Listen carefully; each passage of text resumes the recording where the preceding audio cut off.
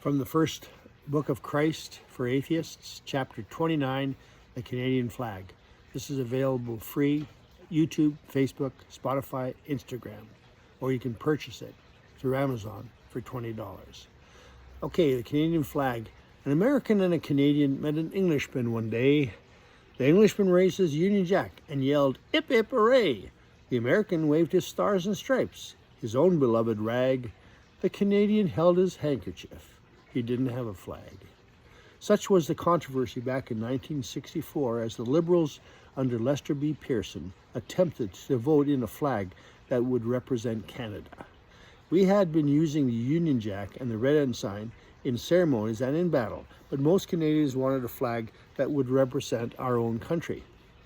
My friend Bruce and I decided to design a flag that would tell the truth about our beginnings, identify our struggles, and represent all of Canada.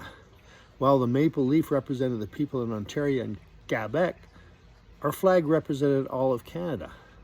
We started by looking at the provincial and territorial flags and noticed that only Ontario, Manitoba, and British Columbia had British reference.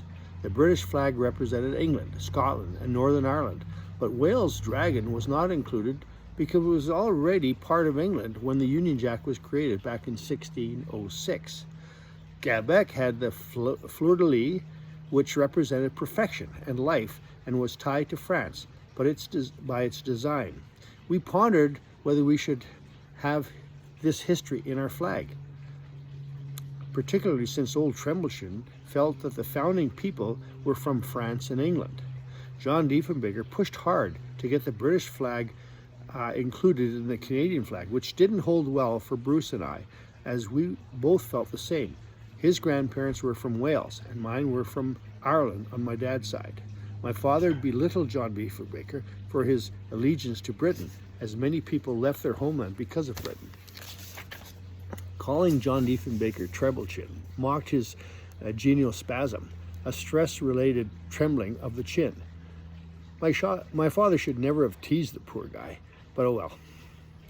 We felt that the founders of Canada were those that lived here for thousands of years and included the many native tribes in the provinces and the Inuit people in the Northern Territories. We were both raised in middle-class railroad working families and had a basic understanding of right from wrong. Imperialism, colonialism, and conquest was not discoveries, and having Wales negotiate an agreement to join the British Union and Ireland resisting the annexation of its lands by England, both of us knew that Canada was not discovered, but taken by whatever means was necessary, just like our forefathers' lands were taken back in Europe. We couldn't deny, however, that whatever the history that came from our heritage, we were both third-generation Canadians, and what opportunities we had was accommodated by a government system that worked and gave us opportunities that many peoples in the world did not have. As much as it was hard for us to admit it, the British form of government worked. Bruce and I had many adventures together, from climbing rocks on the Pergamon Shield at West Hawk Lake to paddling our canoe on Lake Winnipeg. We knew Canada for its natural beauty, and as we got older, we knew it by its people. We had traveled to Montreal to play football and were trained to be soldiers with the Young Soldier Training Plan, culminating with a mock battle at Camp Shiloh in Manitoba. We had a bond to our country, having dads being enlisted in the Army and Navy, with many of our uncles doing the same.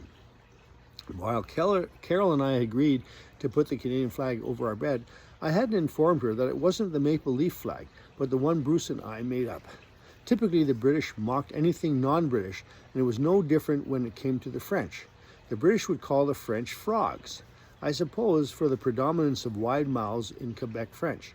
The French would respond by calling the British bulldogs, not because of their tenacity to never let go, but because of their fat heads and crooked teeth. Bruce and I put on the background of our flag railway tracks representing the railroad that united our country from east to west.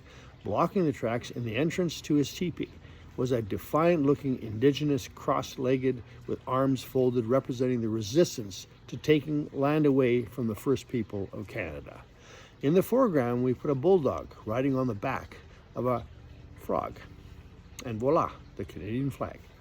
Back when we were 10, we heard the joke about Big Chief Bowles, who would not move his teepee to make way for the railway tracks. He went to town but mistook the pharmacist for the railway superintendent's office. Defiantly, he said to the pharmacist, "Bowles, no move." The next day and the next day after, Bowles returned in defiance as the track got closer and closer. On the fourth day, Bowles came in and said, "Bowles move, teepee full of shit." You have to be 10 to really appreciate this joke, but you can see where we got our inspiration for our Canadian flag. At the time of our design, the FLQ were bombing mailboxes as bitterness towards the British Crown was mounting. Front de Libération de Québec, the FLQ, were gaining popularity.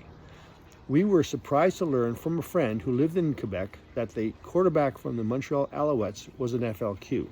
Turned out they only meant that Sandy Stevens was an effing lousy quarterback. Years later, Carol and I were newlyweds, and I was about to put the Canadian flag up over our bed. I argued that we both agreed in the past, and it was the patriotic thing to do. Carol presented an opposing argument against doing it. She said no, and that was that. We believed through some symbolism we were able to achieve the picture history of our country. If our flag were flown today, it would have meaning to Canadians, new and old. Would it be offensive to some? Of course.